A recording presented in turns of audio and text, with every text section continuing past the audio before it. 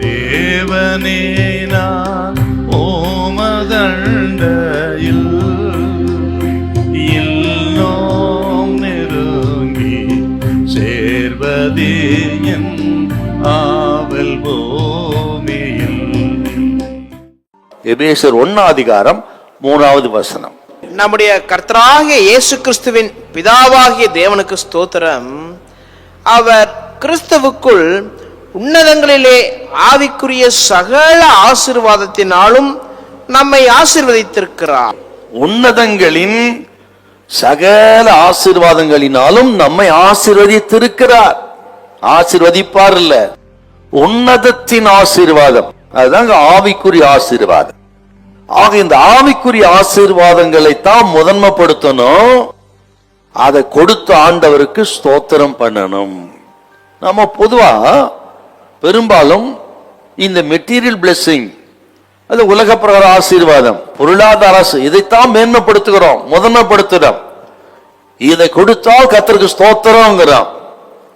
ஆகவே நம்ம எல்லாம் முதன்மைப்படுத்துவது பொருளாதார ஆசீர்வாதம் தான். ஆனால் இந்த பொருளாதார ஆசீர்வாதத்தை காட்டிலும் ஆவிக்குரிய ஆசீர்வாதம் தான் எவ்வளவோ மேலானது. ஏதோ கர்த்தர் வீடு கொடுத்தாரு, வாசல் கொடுத்தா, அது கொடுத்த தோத்திரம் இல்ல. எதுங்க நமக்கு முக்கியமான ஆசீர்வாதம்? எந்த ஆசீர்வாதத்தை முதன்படுத்தும்? எது ஆண்டவருக்கு பெரிய? ஏதோ உலகத்தார போல வாழ்ந்து உலக பொருளுக்காக வாழ்ந்து மடிவதெல்லாம் நமது அழைப்பு. ஆக உன்னதங்களின் சகல ஆசீர்வாதங்கள். இந்த உன்னதத்தின் ஆசீர்வாதங்கிறத திரும்ப திரும்ப சொல்லுவாருங்க பரிசுத்த பவுலடிகள். இங்க சொல்றாரு பாருங்க, ஆசீர்வதித்திருக்கிறார், ஆசீர்வதிச்சிட்டார் நம்ம. ஆகவே இந்த ஆவிக்குரிய ஆசீர்வாதங்களை பொறுத்த வரையிலும் நம்மை ஆசீர்வதித்து இருக்கிறார். இனி நம்ம கேட்க வேண்டிய அவசியம் இல்லை. ஏன்னா ஏற்கனவே ஆசீர்வதித்து இருக்கிறார். அனுபவிப்பதுதான் நம்ம வேலை. நமக்கு ஆவிக்குரிய சகல நன்மைகளை ஆசீர்வாதங்களை அப்பன் இயேசு கிறிஸ்து தமது சிலுவை மரணத்தின் மூலமாக சம்பாதித்து கொடுத்து விட்டார். அது என்னதுன்னு அறிந்து அனுபவிக்கணும். அதுக்கு நாம் நன்றி செலுத்த வேண்டும். அப்பன் இயேசு சொன்னார், முதலாவது தேவனுடைய ராஜ்யத்தை நீதியும் தேடுங்கள், பிறகு இவைகளெல்லாம் கொடு. முதல்ல ஆவிக்குரிய தேவனுடைய ராஜ்யம் என்று சொன்னால் ஆவிக்குரிய ஆசீர்வாதத்துக்கு முதலிடம் கொடுங்க. பிறகு அஞ்ஞானிகள் நாடி தேடுகிற இந்த உலக ஆசீர்வாதத்தை அவர் கொடுப்பாருங்க. அப்போ பிரதானம் எது? ஆவிக்குரிய ஆசீர்வாதம்.